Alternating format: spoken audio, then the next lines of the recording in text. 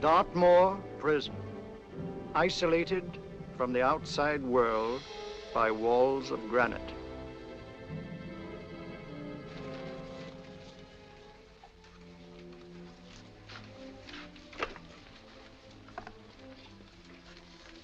They say you could get out of here by merely telling what you know. You may or may not be another Scotland Yard bloke. But I'll give you the same answer I gave the others. I still have 2 years, 8 months, and 6 days left in which to make musical boxes. That'll be sold at auction for the benefit of this delightful sanctuary. And I intend to serve them.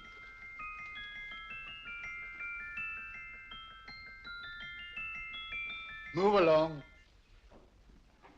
And now we come to the next object on our list, or I should say objects, because there are 3 of them. Now, ladies and gentlemen, these can be bought together or separately. Now, these beautiful little musical boxes only arrived this morning, and I didn't intend to put them on the auction block until later, but I'm going to sell them now. So, good friends, as our old pal Mark Antony used to say, lend me your ears. And what do you hear? Right. The beautiful tinkle tinkle of a musical box. What a lovely trinket. What a beautiful gift. Created and made by loving hands. A thing of beauty and utility. Now, who's going to start with £5? It's a bargain, £5. Do I see any hands? If there's a connoisseur in the house, will go £3 for it. £2. £1. 10 shillings. Thank you, sir. Ladies and gentlemen, 10 shillings is offered for a musical box you couldn't buy anywhere in London for less than £5. It'd be stealing to let it go for 10 shillings, like taking milk from a baby. All right, we're selling for 10 shillings. 10 shillings, 10 shillings is offered, 10 shillings is offered, 10 shillings is offered. And anybody give him £1? Want to give him £1? I won't someone give me £1. £1 is offered, £1 is offered, ladies and gentlemen, £1 is offered. It's against you, sir. Will you go to £2? We go to £2, sir. £2. £2 is offered. £2 is offered. Going once, twice, third and the last call. Sold to the gentleman for £2. Sorry, my dear. Now, ladies and gentlemen, comes the opportunity to purchase an exact duplicate of the beautiful little musical box just bought by this gentleman for the ridiculous low price of £2. Now, it's exactly the same. Exactly the same. Made with the same hands. You hear that? Isn't that lovely? That tinkle, tinkle, tinkle, tinkle. Sounds like Bow Bells to me, you know, with little angels pulling on the ropes, eh? Who'll give me £2 for it? Who'll start me with £2? Will anybody start me with £2? Oh, come, ladies and gentlemen. You know, from your enthusiasm, we might all be in Scotland instead of London. Please buy it for me, Daddy. £2, certainly not. We all might be in Scotland. Besides, I don't like his manner. £1, 10 shillings. £1. £1 is ours. £1 is offered. £1 is offered, going £1. Any advance? Going once, going twice, the third and the last call. Sold to the lady for £1. Smart bidding, my dear. Thank you. We come to the third and last of these beautiful little musical boxes. Exactly the same. Tinkle, tinkle. Isn't that lovely? Ladies and gentlemen, I don't bring you here to gull you and swindle you. This is the exact replica of those 2 I just sold before.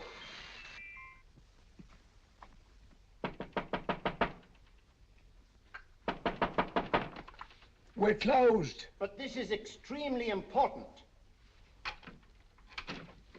Come in, sir, come in. I'm sorry to disturb you, but I was unfortunately delayed from arriving in time to bid on certain articles which I was rather anxious to obtain. Oh, perhaps they weren't sold, sir.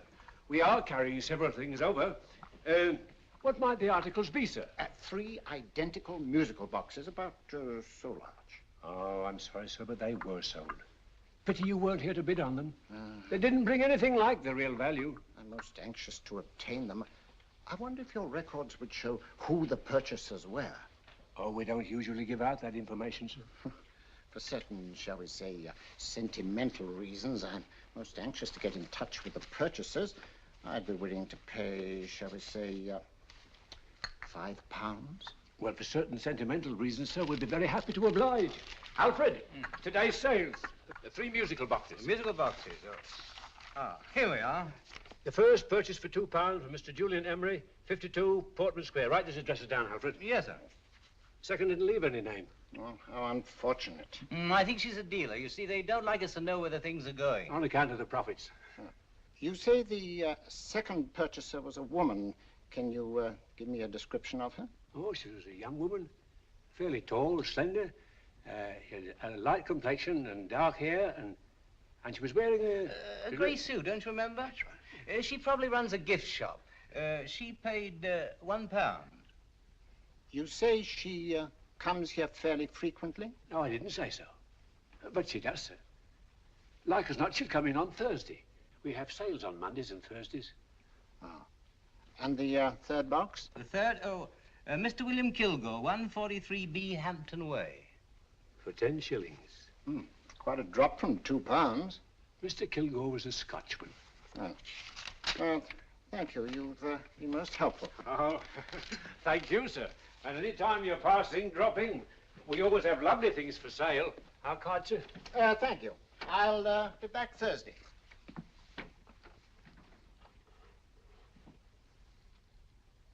The message reached us too late. Musical boxes are being sold. Well, let's get out of here.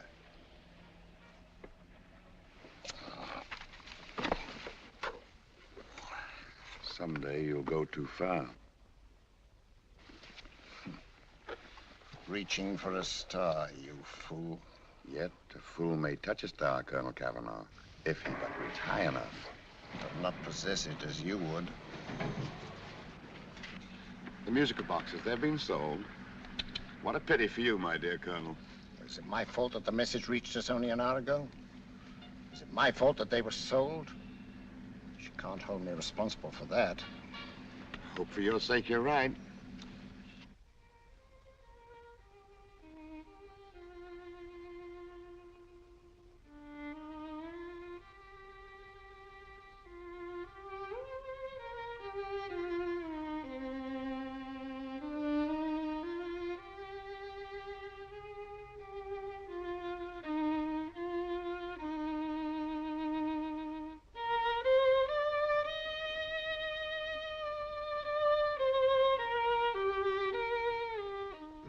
Upon you tonight at 7:45, a gentleman who desires to consult you upon a matter of the very deepest moment.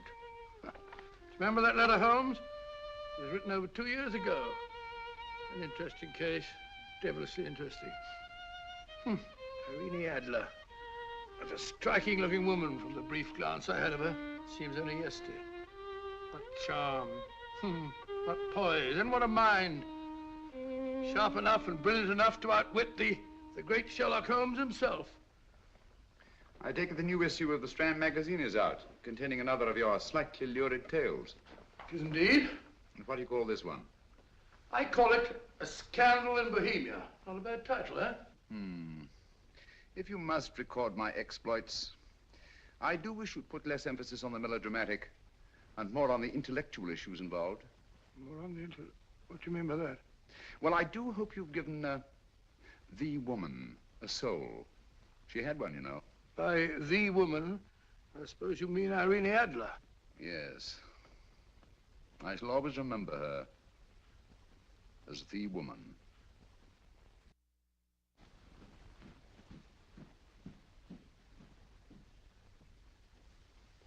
Come in. I think. That's him, old boy. How are you? How are you, old boy? I haven't seen you for years. I want you to meet my old friend Sherlock Holmes. Holmes, this is Stinky. In other words, Julian Emery. How do you do, Mr. Emery? Watson has often spoken of you. Oh, has he?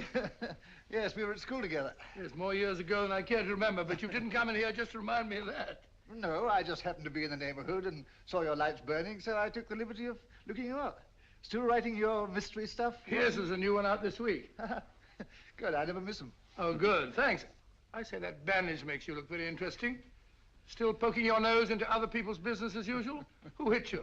I haven't the foggiest notion. Somebody knocked me on the head in my own living room and then proceeded to commit the most idiotic burglary you ever heard of. Fellow must have been balmy as a coot. Balmy? Why? Come sit down, old boy. But you You like a cup of tea? Oh? Oh, all right. I'll go and tell Mrs. Hudson about it. Yeah. Why do you say the robbery was idiotic, Mr. Emery? Oh, simply from the fact that with about £5,000 worth of musical boxes in my living room, the thief, who I caught in the act, made off with one that isn't even worth £5. I gather you're a collector of musical boxes. Yes, I am indeed. Some of them are very beautiful, but not the one that was stolen. The thief evidently grabbed the first thing that came to his hand when he heard me coming into the room. Still, it's rather odd, isn't it, that having disposed of you, he didn't pick up something more valuable. Mm-hmm. Was there anything unusual about the stolen box? No, nothing at all. No, I picked it up in the south of France, several years ago. You say you have many valuable music boxes, and yet the thief made off with one that isn't worth £5. Sounds like rather an intriguing little problem. Well, I take it that he was just an ordinary petty thief and didn't know the value. That is a possible explanation, and yet I venture to say that the average petty thief has a more extensive knowledge of the value of objets d'art than the average collector. Well, anyway, that's Scotland Yard's theory.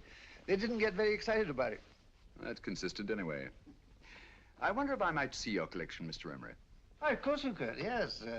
Nothing a collector likes more than showing off his trophies. When would it suit you? No time like the present. Good. My place is just round in Portman Square. Shall we? Yes, right. Hello? Where are you going? Stinky hasn't had his tea yet. Oh, I'm sorry. We're going round to my place, where I'm going to give you something better than tea. Now, this one was made for Louis XV, and is one of the very few still in existence from that period, and a particularly fine specimen at that. Charming, isn't it? Quite. They all sound to me like a lot of mice running about on a tin roof. I'm afraid you have no ear for music, Watson. Give me a good old band playing a rousing march. You have all your silly little tweets.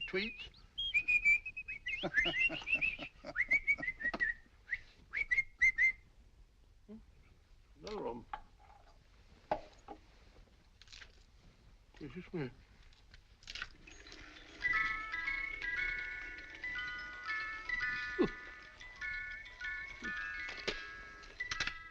Stupid thing. Singing rabbit. What would you say offhand is the value of a box like that, Mr. Emery? Well, it's hard to say offhand, but I think we'll bring about £500 or £600 today. It's the gem of my collection. Yet a thief who steals an oddity like a musical box passes up one worth £500 for one of almost no value at all. Odd. Very odd. What was the stolen box like, Mr. Emery? Oh, just a plain wooden box about so big. Mm-hmm. As a matter of fact, I have one over here almost exactly like it. I picked this up yesterday at an auction room in Knightsbridge. Paid only £2 for it. Of course, I wouldn't in the ordinary way add one like this to my collection, but the tune intrigued me. I'd never heard it before.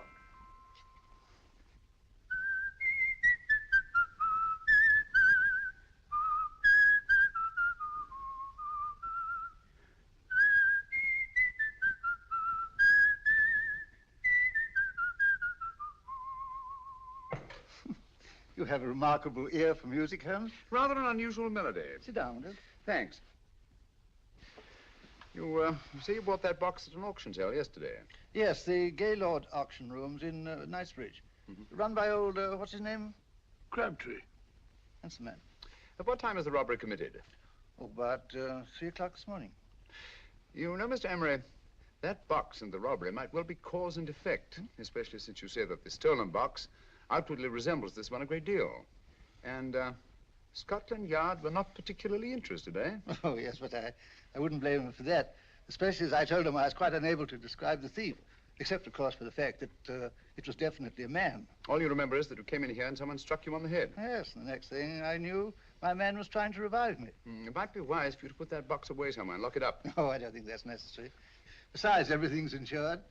Well, at least if any further attempts at robbery are made, I'd suggest that you call the police, rather than running into any personal danger. Oh, come, Holmes, aren't you being a bit of an alarmist? Possibly. Well, I must agree with old Stinky. Seems to me you are making rather a mountain out of a molehill. Molehill is the word, old boy, and it's time you were in bed. Thanks so much for letting us see your place. Well, it's been glad meeting you. Holmes, I can't understand why you were so mysterious. Seems to me the petty thief explanation was the only sensible one. Really? Yes, I can't see how you can believe it was anything else. I didn't say I believed it to be anything else. The petty thief theory is the obvious one, I grant you. However, it's often a mistake to accept something as true merely because it's obvious. The truth is only arrived at by the painstaking process of eliminating the untrue. We are not able to do that in this case without further data. Rubbish, you're pulling my leg. You're trying to turn a tuppenny halfpenny robbery into an international plot. No, I'm not. I just hope that your friend Stinky is a little more cautious in the future, just in case.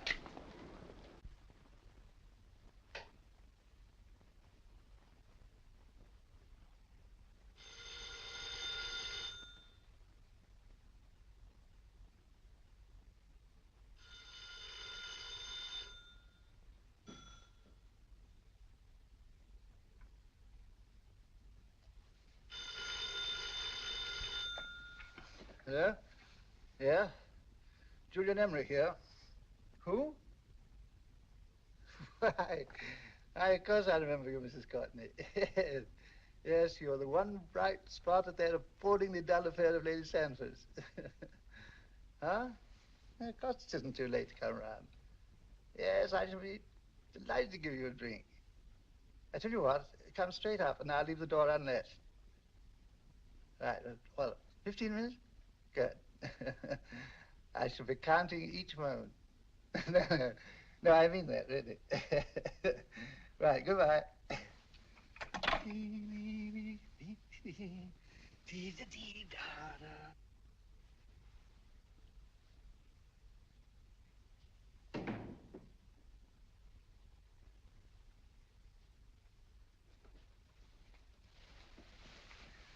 Boo! Oh, you startled me. Did I? Yes. Must be the pixie in me. I know I shouldn't have called you so late, but I was at a party just around the corner, and I remembered your invitation to see your collection of musical boxes. My dear Mrs. Courtney, the pleasure is all the greater for being so unexpected. My friends call me Hilda. Thanks. Mine call me Stinky. Stinky, how quaint. Oh, what a perfectly wonderful collection of musical boxes. You know, when you told me you had a collection, I had no idea it was so attractive. Yes. They appeal to the ear as well as to the eye. Oh, what a plain little one. Why, it looks just like a country cousin amid all this grandeur. No. You mustn't underestimate the country cousin. Only last night a burglar broke in here, and with all these to choose from, went off with one very much like it. Really? Yes, I don't mind the loss of the box so much, but I do resent this crack on the skull. But it makes you look so interesting. Oh, do you think so? Uh-huh. It's funny, that's what old Fatso said. Fatso? I mean, Dr. Watson. He was here this evening with a friend, a Mr. Holmes. He's interested in my collection, too. Sherlock Holmes? Yes. Do you know him?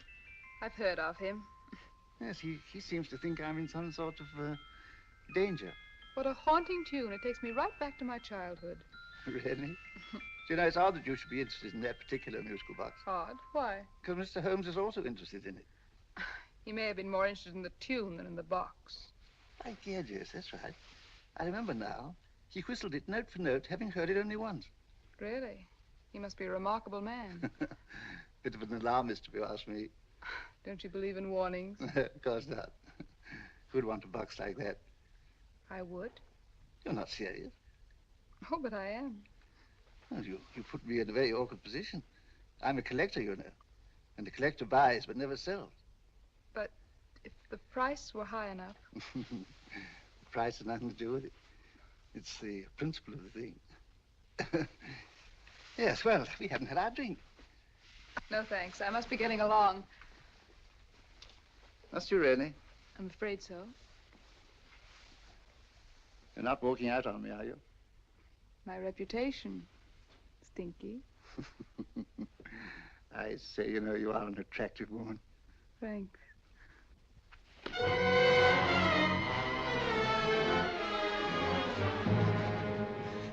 You fool. I told you to wait outside. What did you have to kill him for? All I had to do was walk out with this. He held you in his arms. Don't touch him. Don't touch anything. Now get out. I'm sorry. You're sorry. What about me? This is murder. What about Scotland Yard? What about Sherlock Holmes? Now get out!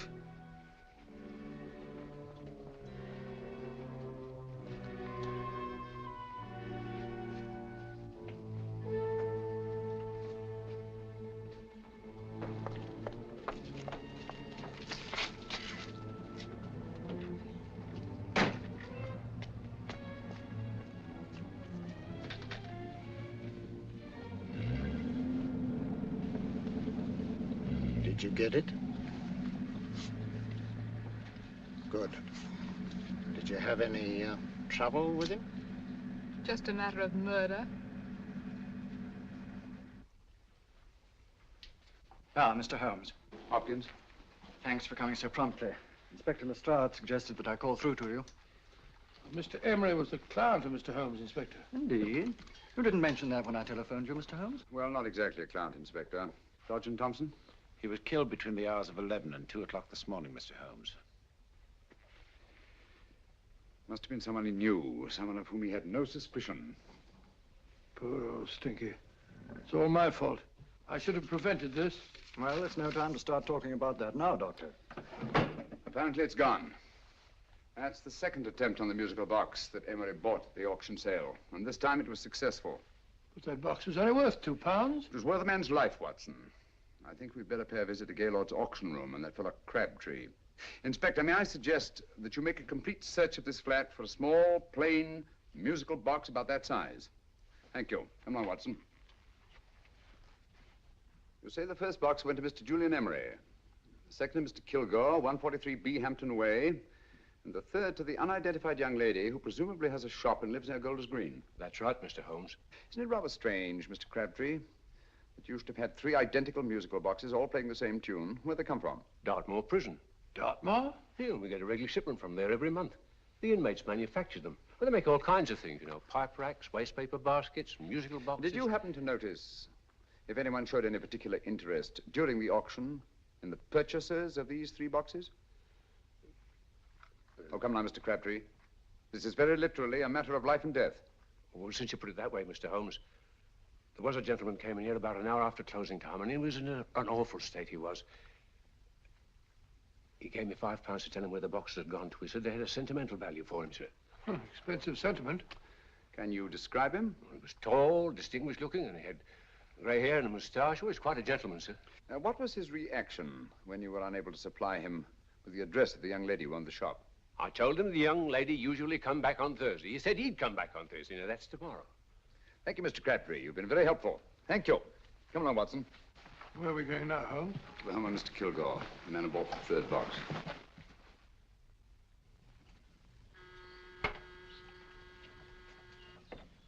But hang it all, Holmes, how do you know those other 2 musical boxes are of any importance? I don't, but I certainly have no intention of waiting until the owners are murdered to find out.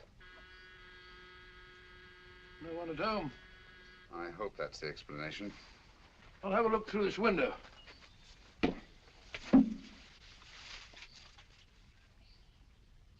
Doesn't seem to be anyone there. The whole place seems deserted as far as I can see. Yes. Mr. and Mrs. Kilgore at home? No. When do you expect them? Oh, in an hour or so. There's no use your hanging about. They don't buy nothing from peddlers. Peddlers? My good woman, this is Mr. Sherlock Holmes. Sherlock Holmes? Oh, go on. Do you mind if we come in and wait? My business is rather urgent. Well, I've got to go out and do my shopping. And I don't know as Mrs. Kilgore like any strangers nosing about. Quite all right, I assure you. Well, I've got to be off. You 2 wait in the parlor. And no smoking either. Mrs. Kilgore says it smells up the house. Funny old girl, Holmes.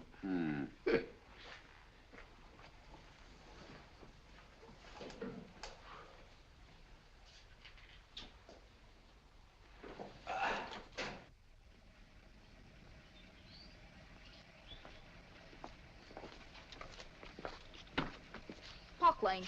Park Lane? And what would the likes of you be doing in Park Lane? Now, don't worry about the fare, Ducky. If you knows how to get to Park Lane, up it.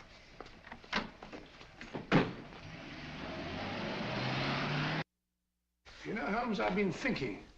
There must have been something hidden in that box of old Stinky's. Stolen jewelry, possibly. What's up, Holmes? Listen. What's just the steam in the water pipes?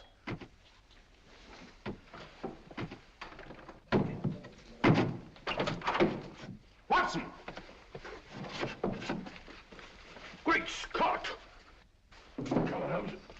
Get on the chair here. It's all right, my dear. There. Now, don't worry. It's all over. There you are, dear. Don't cry anymore. She tied me up and shut me in the cupboard. I know. She won't come back. Did you show her your new musical box? Yes, she said she wanted to hear it play, and as soon as I showed it to her, she grabbed hold of No, it. I know. Now, don't worry. We'll buy you a new musical box. Yes, my dear, the best one in London. Watson. Oh, what a fool I've been. What do you mean, Holmes? She took the musical box out of this house in that market basket, right under our very noses. Why could the Kilgore charwoman want to take the music box? She isn't the Kilgore charwoman. She's a consummate actress. An extremely clever, unscrupulous woman who will stop at nothing. Take care of the child, will you, Wolfella, till our parents get back. Explain everything to them. Of course I will. But, Holmes, where are you going? Somewhere, somehow, I must get to the young lady who bought that third musical box before our opponents find her. I only hope that I won't be too late.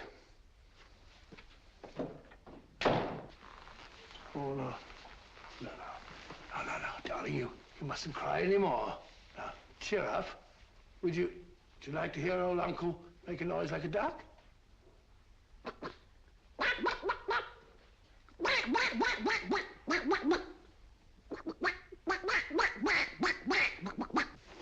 Oh, sorry.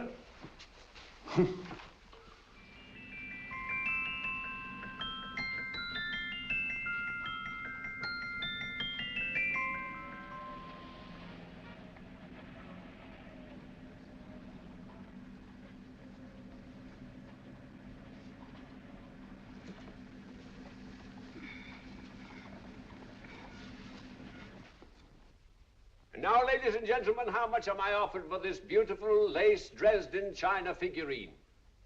A lady of the French court. Now, this is the genuine article.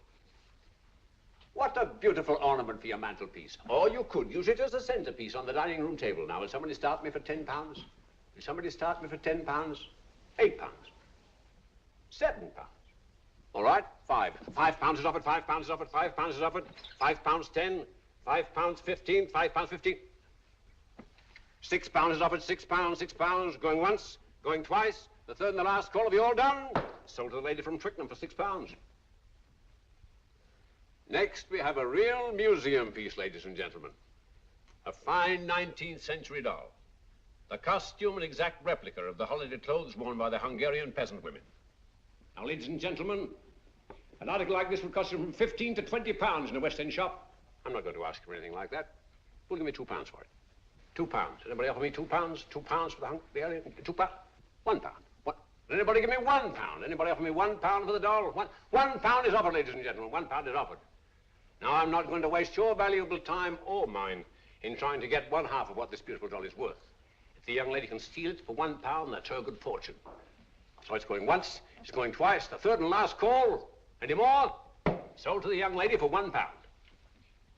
And now, ladies and gentlemen, may I draw your attention to something which may be a great surprise to you, worthy of any collection. The only other one like it is in the British Museum. It's a Ming vase of the 7th dynasty. This vase lay in a large collection somewhere outside Rome for over 2 centuries, I understand. It was discovered there by the noted antiquarian, Sir Andrew Coppleston. Now, some of you may remember Sir Andrew Coppleston. Besides being a noted traveler and antiquarian, he's also a gentleman rider.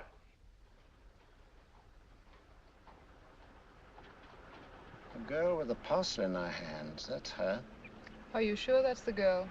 Well, she fits perfectly the auctioneer's description. Follow her, Hamid.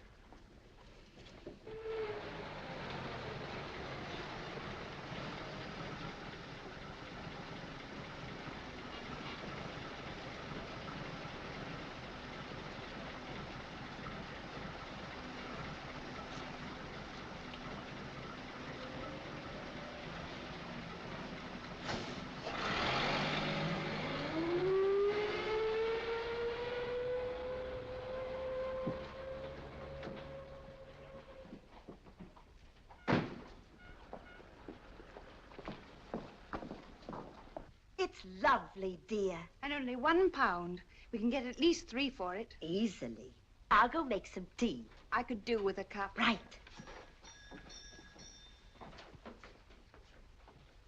Good afternoon. Good afternoon. I'm looking for a birthday gift for a 7-year-old girl. What would you suggest? We have some lovely dolls. Now, this Hungarian I think peasant- she has enough dolls already. Books are always welcome. Well, I'm looking for something a little different. Well, that's rather cute. What is it? Well, that's a musical box. Children always love them. And this is an exceptionally nice one. It plays many tunes.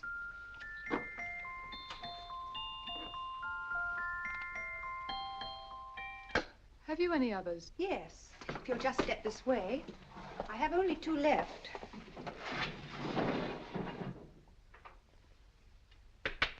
How nice.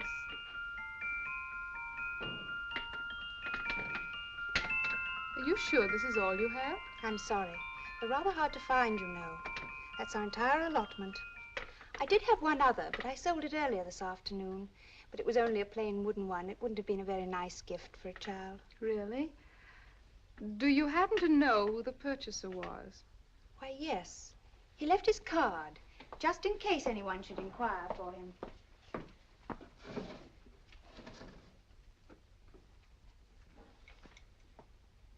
How interesting. I'm sorry, but I'm afraid I'll have to look a bit further. Thank you anyway. Good afternoon. Thank you.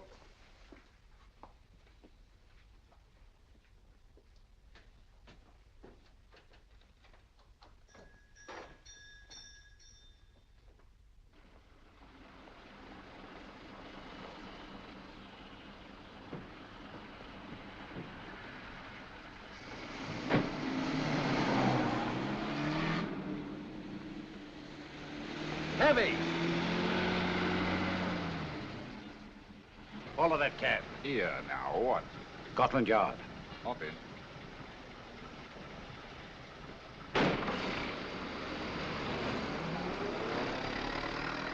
Sherlock Holmes. I might have known. We thought we were the hunters, instead of which we're the hunted. We've been fools. We played right into his hands. Of course. He's had us followed. Don't look. The man in front of the toy shop. Hamid, turn sharp right at the next corner and again at the next.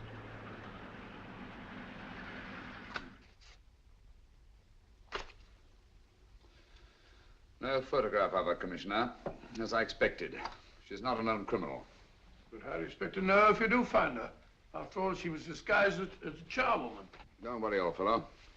If I ever see her again, I'll recognize her. Well, it won't be long till we know who they are and from where they operate. Who's covering them? Sergeant Thompson's following them, sir. They won't get away from him. He's a good man. We could have arrested them at Clifford's toy shop if we had any proof. But we know that they killed Emery. Proof, my dear fellow. We must have proof. We have x-rayed it, sir. There's nothing whatever concealed in the box. We'll have a look at the plates.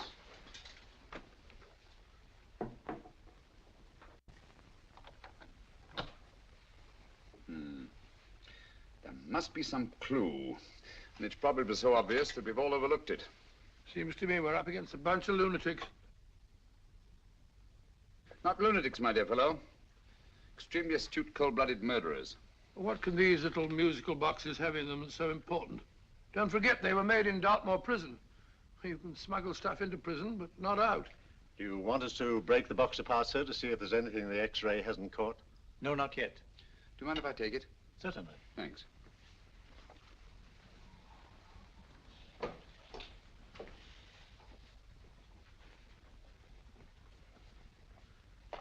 The governor of Dartmoor Prison informed us, sir, in answer to Mr. Holmes' question, that all 3 musical boxes were made by the same convict, John Davidson, serving a 7-year term, sir. Davidson? The Bank of England plates. That'll be all. Yes, sir. Now we're getting somewhere. Wait a minute. How did you know about the plates, Mr. Holmes? I'm a student of crime, Inspector. I make it my business to know about such things. And when the name of Davidson was mentioned... Well, who is this fellow Davidson? As long as Mr. Holmes seems to know all about it already, I suppose there's no harm in telling you. 2 years ago in London, there occurred a robbery of such tremendous importance, although the stolen articles themselves have no intrinsic value whatsoever, that the Home Secretary was instrumental in seeing that not a word of it appeared in any newspaper. But you never told me anything about this, Holmes. You were away at the time. Articles of no intrinsic value and yet of such importance? I don't understand. Davidson was apprehended within 15 minutes of committing the theft. But by that time, he'd hidden the articles in question and they've yet to be found. Before going further, Dr. Watson, I must inform you that this matter's not to be mentioned outside of this room. Of course not. Do I look like a man who'd gossip? Let's not go into that now, old fellow, shall we? Davidson had been employed for years in a position of extreme trust by the engravings department of the Bank of England. The articles he stole were nothing less than a complete duplicate set of plates for printing £5 notes. What? The Bank of England's own plates? Precisely. And with those plates, a gang of crooks could flood England with £5 notes, not forged in the usual sense of the word, but notes undetectable from genuine Bank of England notes in any way whatsoever. Good heavens. Any whisper at all might have resulted in enormous damage in shaking public confidence in the Treasury. We tried everything after we arrested Davidson. Offered him a shorter sentence if he'd tell us where he'd hidden the plates. Why, we even put in Scotland Yard men with him as cellmates, but no results. Obviously, Davidson's a man of strong character and infinite patience. Yet suddenly he feels impelled to smuggle out the secret of the hiding place of the plates to his confederates. Why? I don't understand, Mr. Holmes. Well, for example, has the Bank of England made any plans to radically change the design of the £5 note so that in, say, 7 years from now, notes made from the stolen plates would be worthless? Confidentially, Mr. Holmes, such a move was discussed. But replacing all the £5 notes in circulation would be such a Herculean task that nothing's been done about it as yet. I see. Of course, there is another possible explanation. Davidson didn't have much time to find a hiding place before he was captured. He may be afraid that the plates will be accidentally discovered before he's released. Hence his anxiety to communicate their whereabouts to his confederates as soon as possible. I believe you've hit it, Mr. Holmes. I'm sure that the message is contained in this musical box. Or rather, in all 3 musical boxes, since possession of all 3 seems to be essential. Our opponents have 2/3 of the puzzle, we have 1/3. Well, what are you going to do, Holmes? Try to deduce the message from the 1/3 that we have.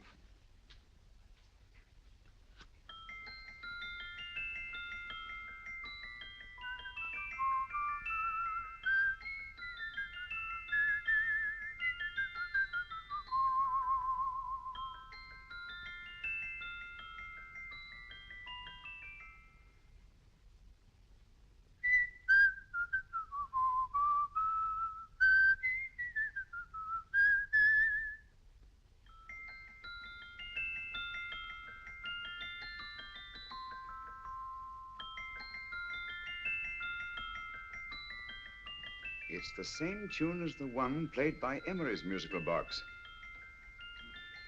And yet it's different. Sounds the same to me. The tune.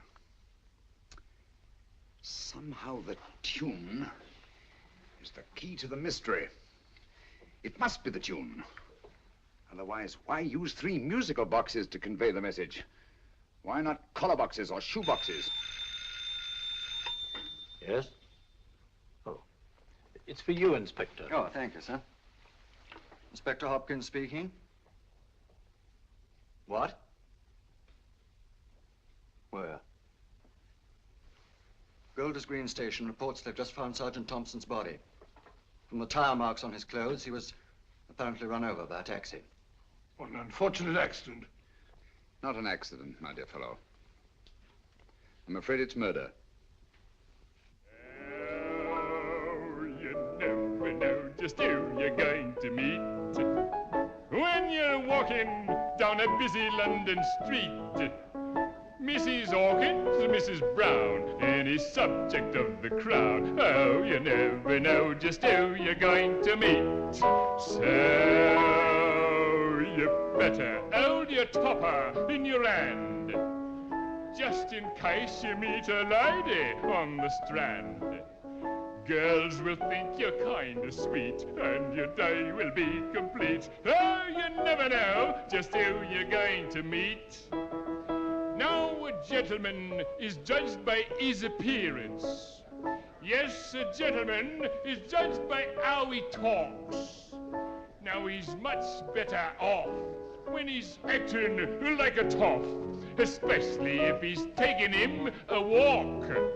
What on earth is this outlandish place? A rendezvous for actors. Actors? Buskers, old boy. You've seen them 1,000 times. Actors who entertain the queues, waiting outside theaters. Who you're going to meet when you're walking down a busy London street. So you better wear your best, go with eyes to look your best, 'cause you never know just who you're going to meet. So you better keep your manners right in view, just in case a lie gives a how'd you do. Keep your trousers in a pleat, shine your shoes and keep them neat, 'cause you never know just who you're going to meet. Blimey. Mr. Holmes. How are you, Joe? Never met him. And yourself? Fine, thank you.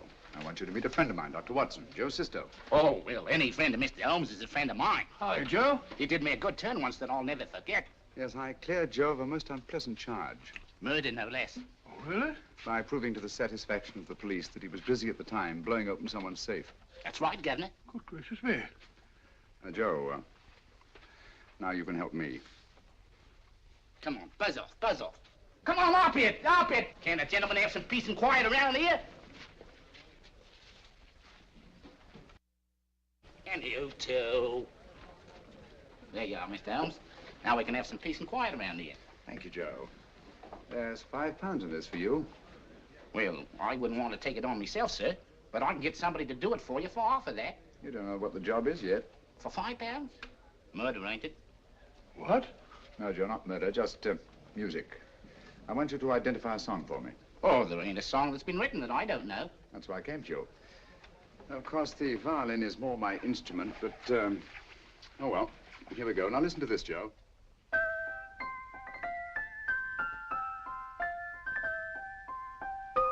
Wait a minute. You're playing that wrong. That should be E natural, not E flat. You know the song? Oh, yes. It's an old Australian song called, The Swag Man. But you're playing it all wrong. That's what I hoped you'd say. Now, listen again, Joe.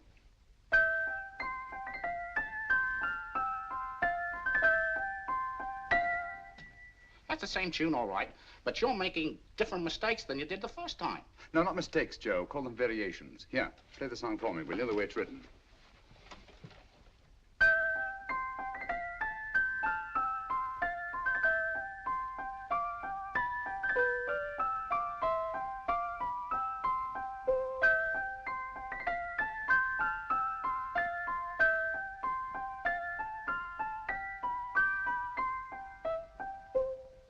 There you are. Thank you, Joe. What's it mean, Holmes? Are you onto something? Perhaps. I don't know yet. It's probably a code of some sort. Joe, could you write the song down for me, the way it was originally written? Oh, sure, Mr. Holmes, but it'll take a few minutes.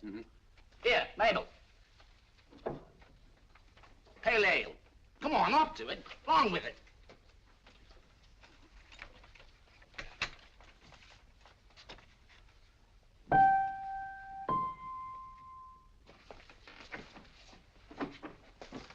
Well, obviously it isn't the lyrics. No combination of those words made any sense at all. The variations in the way Emery's musical box played the tune are different from the variations in the one we have. You sure? Quite.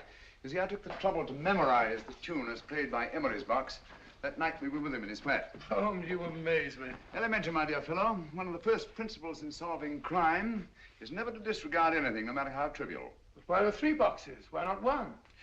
Because the message was obviously too long to be conveyed by any one variation. Then there's the 3rd box, the one that woman took from the Kilgores. That contains yet another set of variations. Yes, well, it's all beyond me. Well, all we have to do now is to find the secret of the variations. Not a very easy problem to solve, my dear fellow.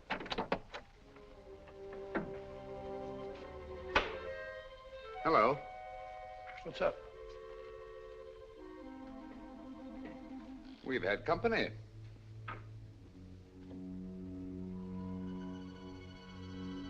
I say, this is outrageous. Ask Mrs. Hudson to come in here, will you? Right.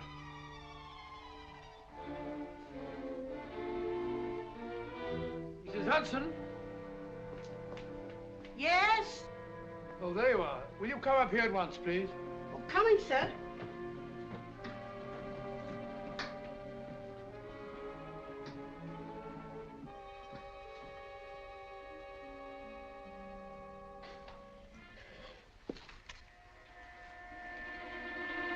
Mercy me, Mr. Holmes. What has happened? Who called while we were out, Mrs. Hudson? Just a young lady. The one who said you wanted her to wait for you. And a nice-looking old gentleman with Our her. friends again, Watson. Friends? What did the young lady look like? Oh, I couldn't see her face. She had a heavy black veil on.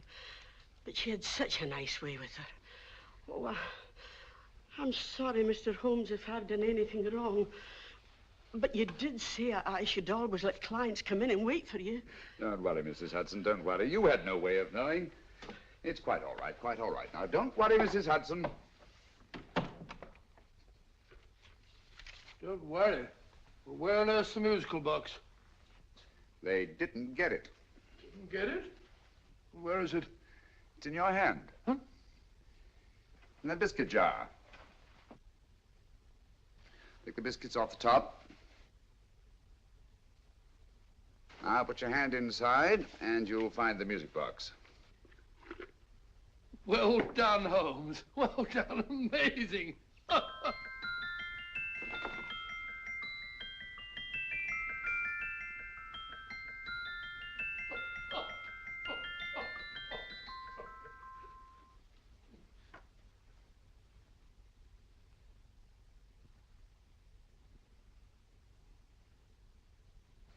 Whew. Nice fresh smell. Like a pub after closing time.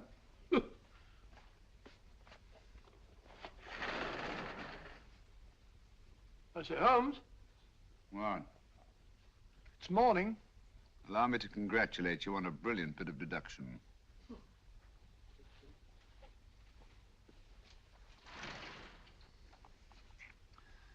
It's not a transposition, not a polygraph transposition, not a trigraph, nor any known form of decoding. How about the Morse code? Have you tried that? Yes, at about 3 o'clock this morning. I'm sorry, old man. I was only trying to help.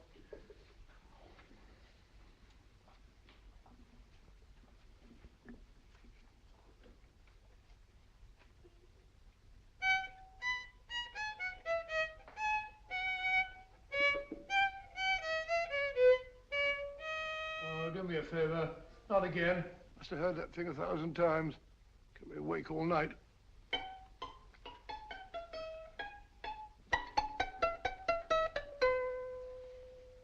Not a very distinguished composition, I grant you. You know perfectly well I don't know one tune from the other. When I was a kid, my people tried to have me taught the piano. I've always felt sorry for that old teacher of mine. The poor old girl finally reached the point of numbering the keys for me. 1, 2, 3, 4. Even then, I never progressed beyond... Numbering the keys, Watson. The 19th key of the keyboard is the 19th letter of the alphabet. S. Here. Write it down when I give it to you, old fellow, will you? The first altered note. Write S first. Now, the 8th key is H. The 5th key, E. The 12th key, L. The 6th key, F. S-H-E-L-F. Shelf.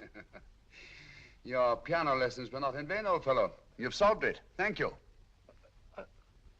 Thanks, old bean. Hold it. We now have 2/3 of the message. Behind books, third shelf, secretary, Dr. S. Presumably, these are the first and second portions of the message. And this gang has the first and third parts of it. Precisely. Then it's a stalemate? Yes, Commissioner, but we can't leave it like that. There's no doubt in my mind that they'll try to secure our third of the message that's missing. Well, I assume you've taken every precaution to guard the Clifford music box. Oh, yes, it's carefully hidden at Baker Street with Dr. Watson on guard. However, I'm reasonably certain that, difficult as it may be, we can find the plates even without the missing part of the message. Behind books, third shelf, secretary, Dr. S. Well, outside of the fact that Davidson hid the Bank of England plate somewhere in London, Mr. Holmes, I don't see that we've progressed at all. Allow me to point out to you, sir, the key words Dr. S. It looks as if the plates were hidden in the house of the doctor. Whether S stands for his first or last initial remains to be determined by a process of elimination.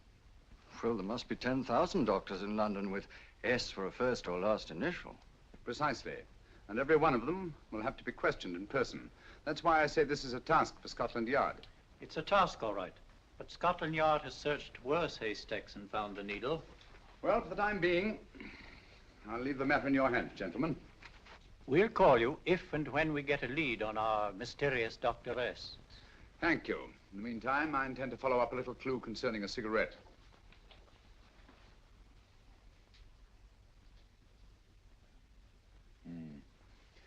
You're certain of the identification of the tobacco?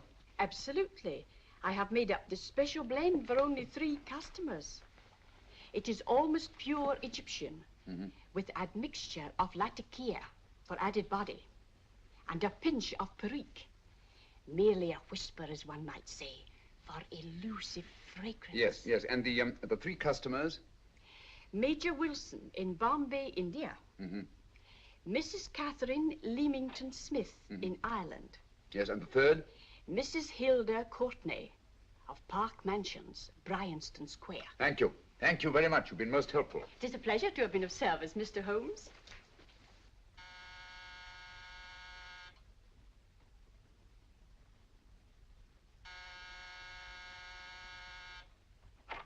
Yes? Mrs. Courtney? Yes. My name is Sherlock Holmes. Oh, do come in. Thank you. I've heard of you, of course, Mr. Holmes.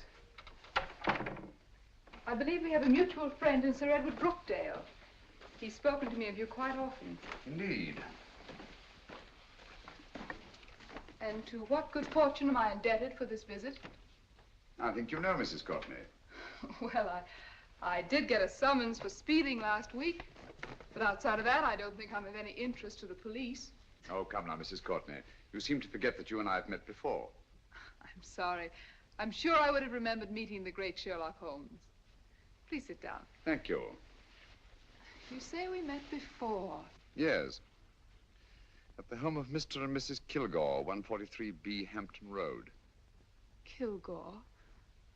I don't think I know anyone of that name. Well, I didn't say you knew them. As a matter of fact, you called on them when they were out. I don't understand, Mr. Holmes. Really? And you were dressed rather differently. Indeed. Cigarette? Thank you.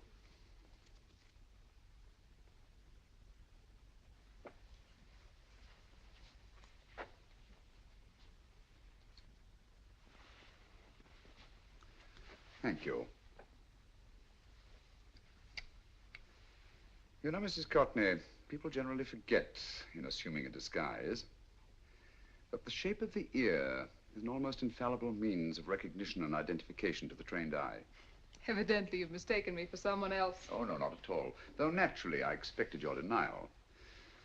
But when you paid your visit to my rooms at Baker Street, you carelessly left behind another identification. They're, identical, aren't they? Yes, I must admit they are. You see, Mr. Holmes, to catch one as clever as you, I had to use a very special lure. I knew you'd be unable to resist the bait of my cigarette, having read with great interest your monograph on the ashes of 140 different varieties of tobacco.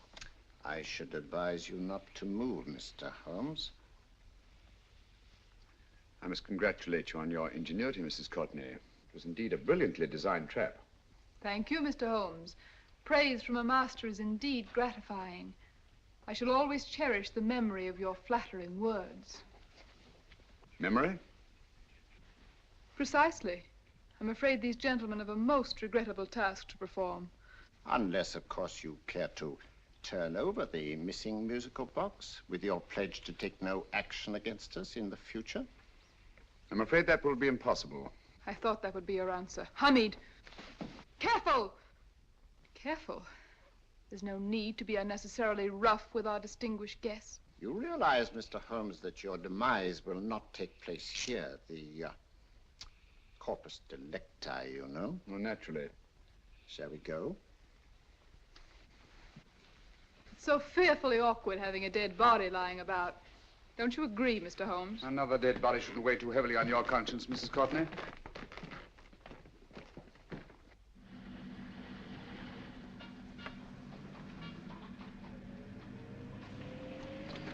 You mind if I have a cigarette? Don't see why not.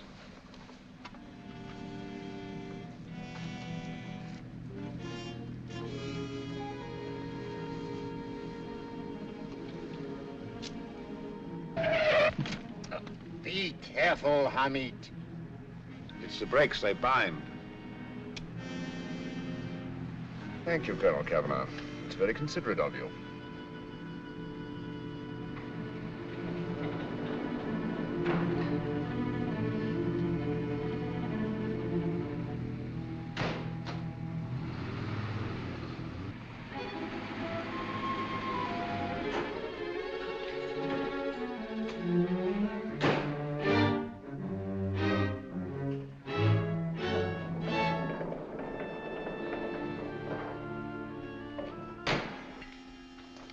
You'll be happy to know, Mr. Holmes, that your death will be a painless one. Hamid, attach this to the motor of the taxi. That little attachment, my dear Mr. Holmes, contains the deadly fluid known as monosulfide. The Germans use it with gratifying results in removing their undesirables.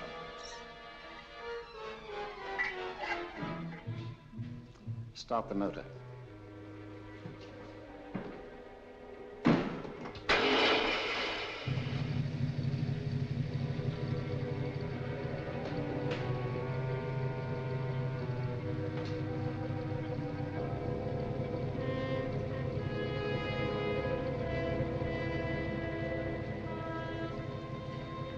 Tape his mouth.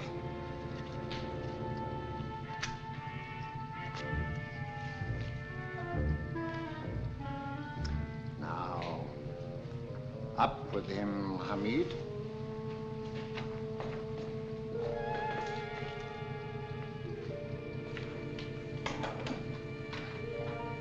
You find yourself like Muhammad's coffin, Mr. Holmes, suspended between heaven and earth.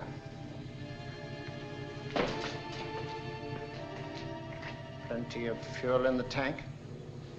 Good. It would be too bad to have anything go wrong through so simple an oversight.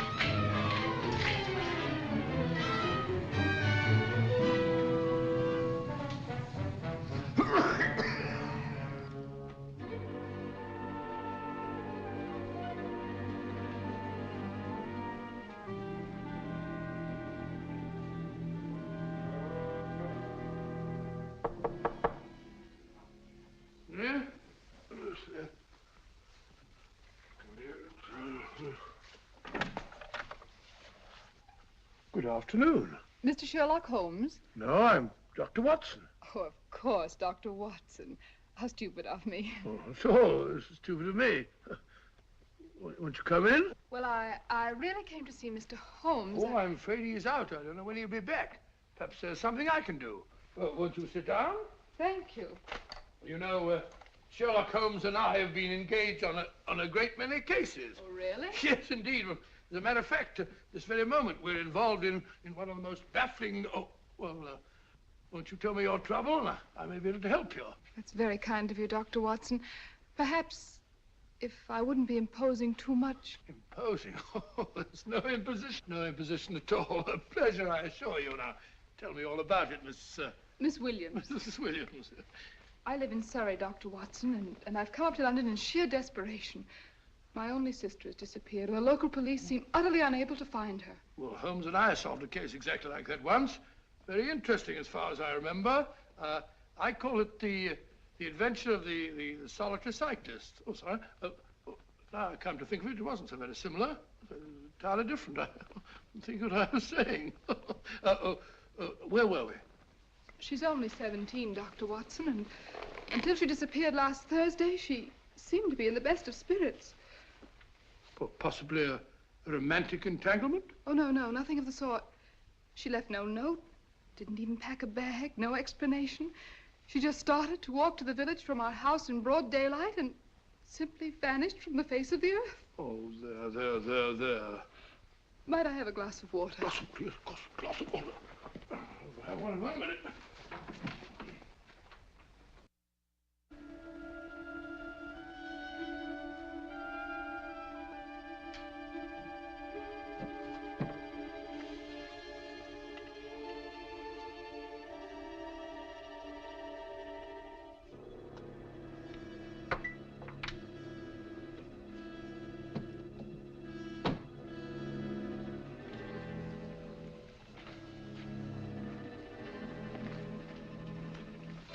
There you are, my dear. Thank you, Dr. Watson. No, you're not to cry anymore. You must pull yourself together. I feel much better already knowing that you're going to help me. Oh, Dr. Watson, look! Good heavens! Get through the fire brigade, quickly!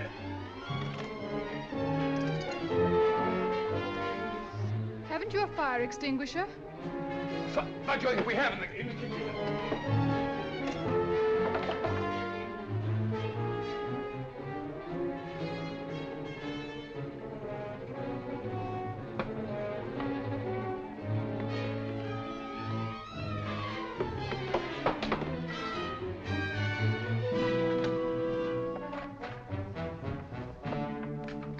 Don't you worry, Miss Williams. We'll have this thing out in no time.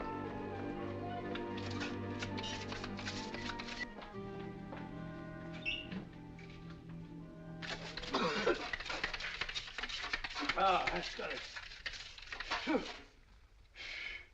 Get some air. Well, you see, there was no need for the fire brigade after all. I hope you weren't too frightened, Miss Williams. Oh, gone. That's the trouble with women. They always lose their heads in an emergency. Well...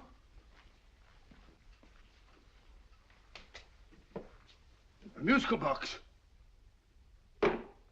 Great Scott! Miss Williams!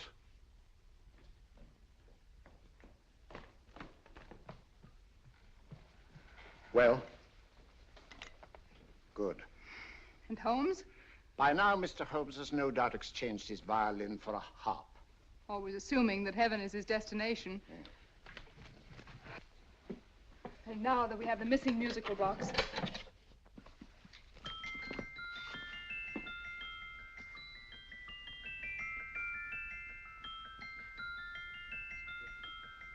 Nineteenth note.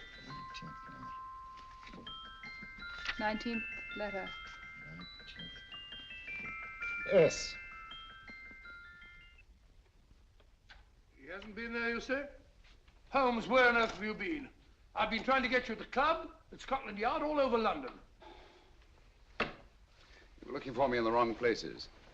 Holmes, terrible things happened. I've been duped. That woman, she made a complete fool of me. Well, what do you mean? Well, she came here, let off a smoke bomb. I thought the whole place was on fire, and my first thought was to save the musical box. No need to say any more. She has the box. Yes. Don't blame yourself too much, old fellow. She's an extremely clever antagonist. Smoke bomb, you said? Well, you can console yourself with the thought that your charming friend is at least a reader of yours. What do you mean? If I remember correctly, you wrote about my little experiment with smoke and the cry of fire in a story you entitled A Scandal in Bohemia, which has just appeared in the Strand magazine. All right, old boy. Don't rub it in. Well, it may cheer you up to know that you made a fool of me, too. That cigarette stub was planted here for one express purpose. We're going to bandaging around this place. Bandaging? What's the matter, Holmes? You hurt? Explanations will have to wait until later. At the moment, we're faced with a problem which I fear is insurmountable. Come over here, old boy, will you? Right. Our opponents are in possession of all three parts of the code. And here are we, while the Bank of England plates pass into their possession. Cheer up, old fellow, cheer up. As Dr. Samuel Johnson once said, there's no problem the mind of man can set that the mind of man cannot solve. What's that, old fellow? I was just quoting Dr. Samuel Johnson. He said there is Thank you, Watson. Thank you. Leaving the front reception room, we come into the main hall, where Dr. Johnson was in the habit of passing through to have his meager meals in the dining room opposite, in company with his friend and biographer, James Boswell. We will now pass up the stairway, which remains in its natural wood finish, just as it was when the good doctor was here. The framed etching on the wall is believed to have been presented to Dr. Johnson by the distinguished painter, Sir Joshua Reynolds. I've been told here that picture was given him by Mrs. Thrale, and it's definitely not a Reynolds. Is that important, my dear? Oh, I'm sorry. This way, ladies and gentlemen, please, this way. Move along, children, move along. The secretary's not on this floor. Patience, Hamid. I've a feeling My that... dear Colonel, with Sherlock Holmes out of the way, what could go wrong?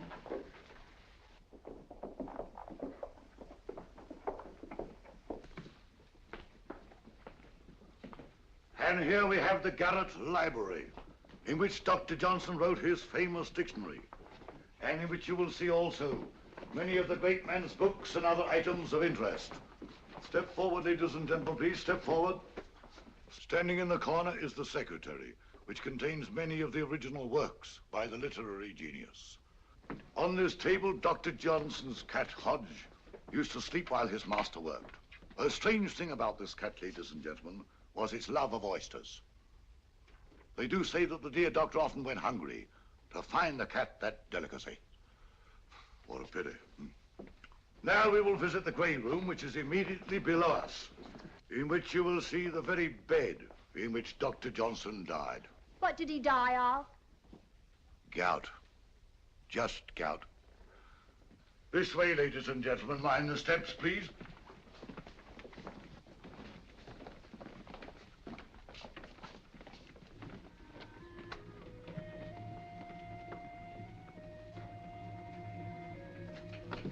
Your keys.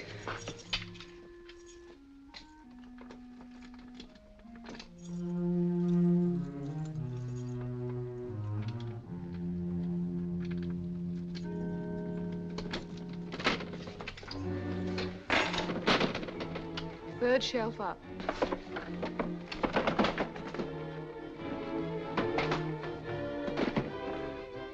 The knife.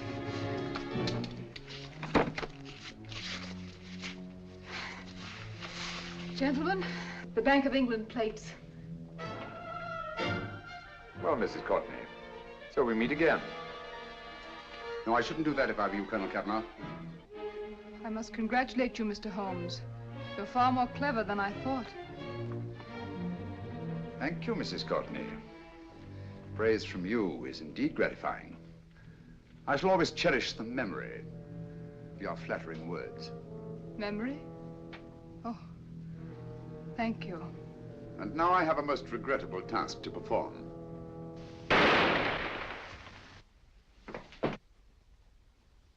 Holmes!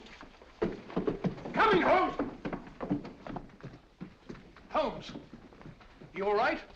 Perfectly, thank you, old fellow, but I think this gentleman on the floor requires some medical attention. We must see that he looks his best, you know, when he's hanged. Take them in charge.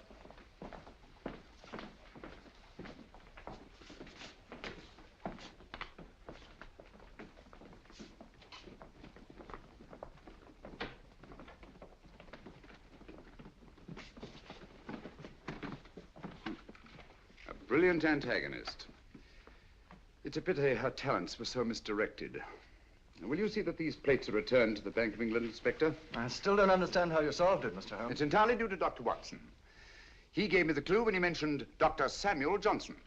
Well, congratulations, Doctor. Oh, thank you, Inspector. I don't think I could have done it entirely without Mr. Holmes's help, you know.